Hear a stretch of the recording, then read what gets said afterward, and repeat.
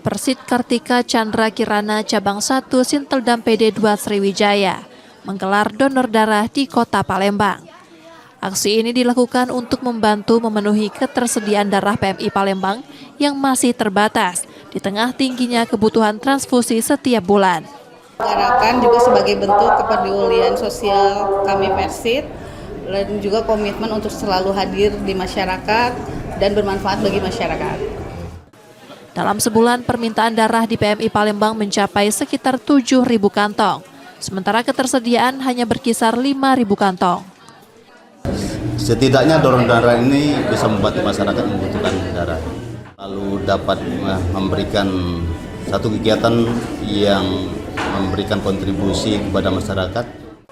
Aksi yang digelar dalam rangka peringatan HUT TNI ke-80 organisasi ini menjadi wujud kepedulian terhadap kesehatan dan kemanusiaan.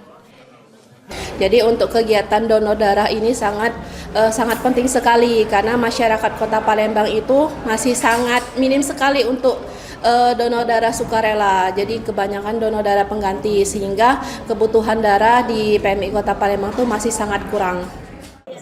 Harapannya partisipasi lembaga dan masyarakat dalam donor darah dapat membantu mencukupi kebutuhan ketersediaan darah PMI Kota Palembang.